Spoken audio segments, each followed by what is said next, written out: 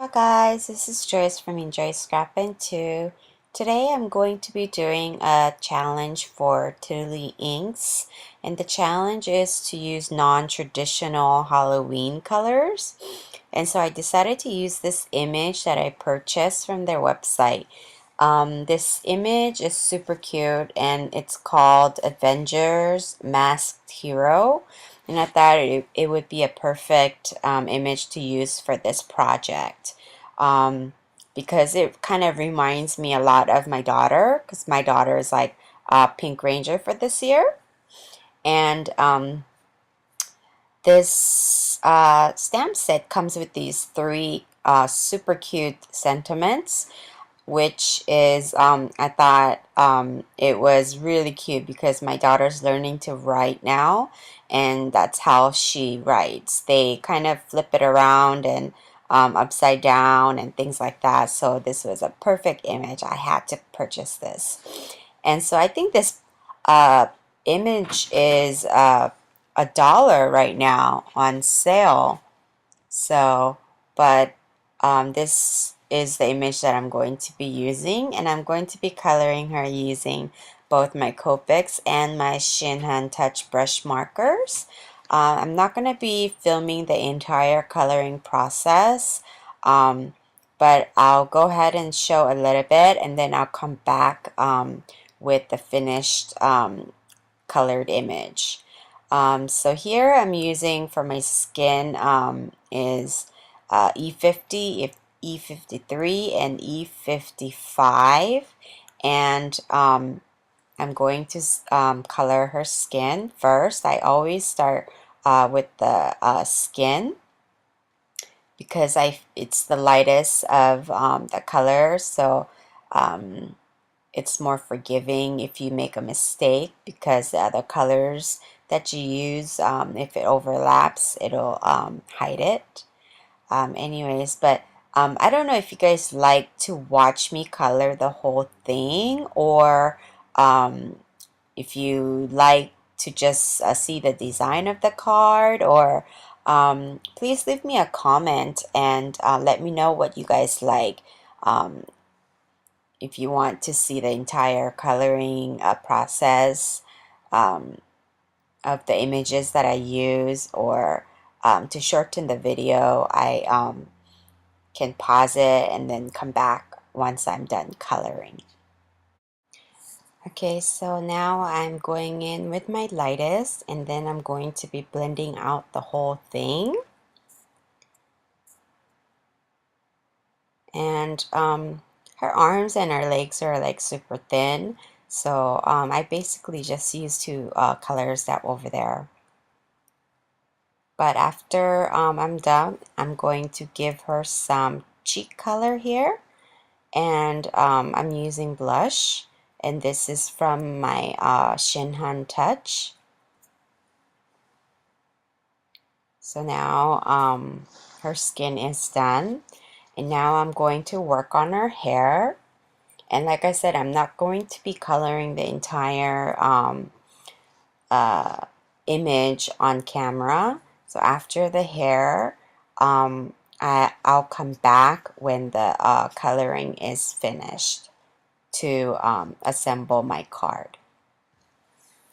So here I'm using three different colors. I'm kind of giving her like a reddish brown, and I'm flicking up. This is just the way that I like to work. It's for me, it's easier to flick up. So I'll be moving my images, so then I can, most of the time I like to flick up. That's just the easier coloring for me.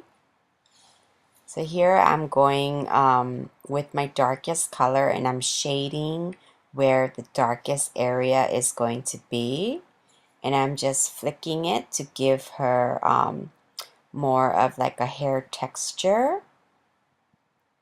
And I'm going with the grain, like kind of I'm following how her hair is growing, I guess.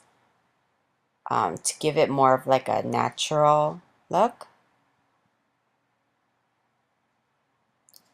And then here I'm going with my the lightest color to finish coloring her hair.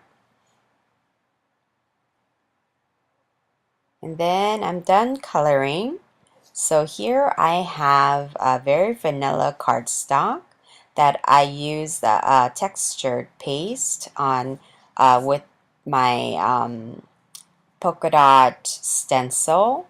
In here I have some foam pots, and I'm going to be putting some color, and this is wild honey, and I'm just randomly just putting some twisting motion so it becomes kind of round, but it doesn't need to be perfect.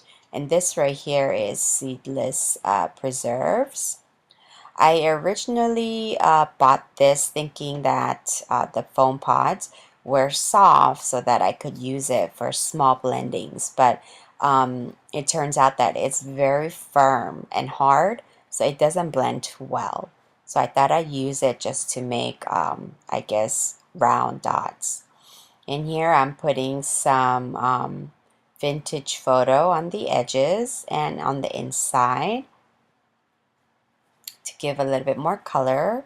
Here I'm showing you that I bought the new round foams, and I like to have my all of my colors, and so I made my own half of the blending tools, as you can see here, because I bought 8 for each color family, and then I was gonna buy the other 8 because I like to have the light and the dark, but then I found these ones that I made like long time ago, so I didn't have to buy the other 8.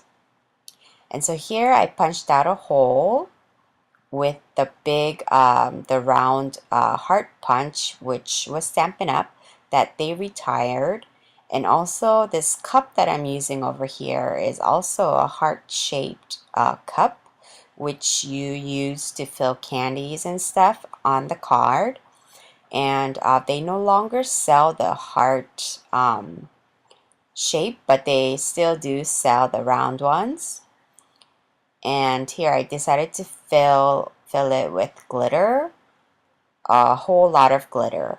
This is a very chunky glitter, gold and silver, that I bought long time ago that I've never used. So I thought this would be a perfect chance to use it. So I'm kind of making a mini shaker portion right at the bottom. And so now I'm putting some adhesive on this panel, and I'm going to put the cup in the center, at the bottom portion, and attach it to this craft cardstock, which measures 4 1/4 by 5 1/2, which is going to attach to my regular A2 size, very vanilla card base. And it's going to cover up the entire front panel of the card base. So this is kind of like a little shaker portion, and I decided to have her kind of standing on top of the heart. So I'm putting some foam adhesive on her. And then I'm going to have her kind of standing and balancing on the heart.